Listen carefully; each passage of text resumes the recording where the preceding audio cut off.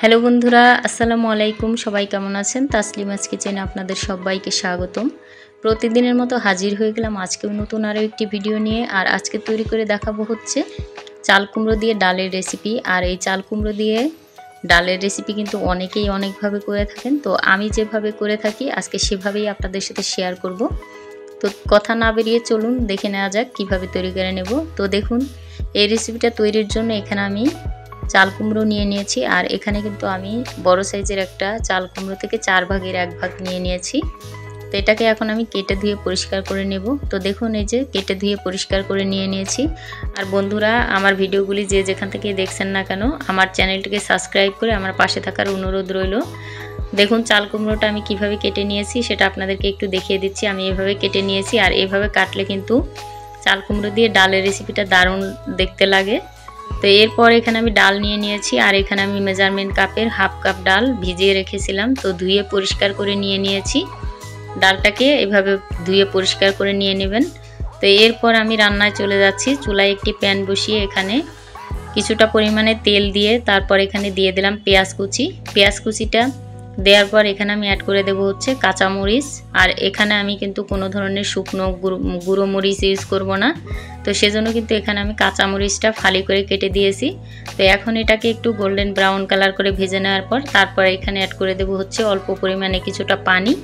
তো পানি অ্যাড করে দিয়ে তারপর কিন্তু এখানে আমি ছোট দেশি যে রসুনটা আছে সেগুলো আমি 15 পিসের মতো রসুনের কোয়া এখানে অ্যাড করে দিলাম। তো এরপর কিন্তু এখানে থেতো করা রসুনও দিয়ে দিলাম। আর এখানে আমি 14-15টার মতোই রসুনের কোয়া থেতো করে দিয়েছি। তো এরপর এখানে অ্যাড করে দিচ্ছি হচ্ছে 1 চা চামচ হলুদের গুঁড়া, 1 চা চামচ ভাজা জিরার গুঁড়া, আর দিয়ে দিলাম 2টো এলাচ। এলাচের মুখ দুটো ফেটিয়ে তারপর কিন্তু এখানে অ্যাড করে দিতে হবে।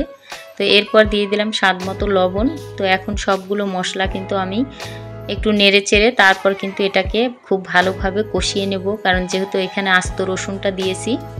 তো রসুনের কোয়াগুলোকে অবশ্যই খুব ভালো করে সেদ্ধ করে নিতে হবে। তো এই পর্যায়ে এখানে আমি অ্যাড করে দিলাম হচ্ছে ধুয়ে পরিষ্কার করে রাখা ডালটা। তো ডালের সাথে মশলাটা খুব ভালোভাবে মিক্সড করে তারপর কিন্তু এখানে আমি অ্যাড করে দেব হচ্ছে কেটে ধুয়ে পরিষ্কার করে রাখা সেই চাল কুমড়োটা। তো চাল কুমড়োটা দিয়ে কিন্তু ডালের সাথে খুব ভালোভাবে নেড়ে চেড়ে তারপর কিন্তু এটাকে আমি একটা ঢাকনা দিয়ে ঢেকে তারপর এটাকে কষিয়ে নেব। তো এই পর্যায়ে এখানে আমি ঢাকনাটা দিয়ে দিচ্ছি। তো ঢাকনা দিয়ে দেখুন আবারও ঢাকনাটা খুলে নিয়ে এরপর এখানে আমি পানি অ্যাড করে দিলাম। আমার কষানো হয়ে গেছে। হালকা একটু কষিয়ে তারপর কিন্তু এখানে পানিটা অ্যাড করে দিতে হবে। আর এই ঝোলটা কিন্তু আপনারা আপনাদের ইচ্ছে মতো দিয়ে নেবেন। যদি পাতলা খান তাহলে বাড়িয়ে দেবেন, আর যদি শুকনো খেতে চান তাহলে পরিমাপ মতো দিয়ে এটাকে রান্না করে নিতে হবে। তো এই পর্যায়ে এখানে একটা ঢাকনা দিয়ে ঢেকে তারপর আমি এটাকে রান্না করে নেব।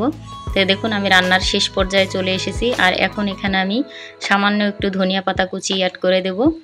তো দিয়ে তারপর কিন্তু এটাকে আমি নামিয়ে নেব। আমার রান্নাটা শেষ হয়ে গেছে। দেখুন, আমি চুলার গ্যাসটা কিন্তু অফ করে দিয়ে দিয়েছি।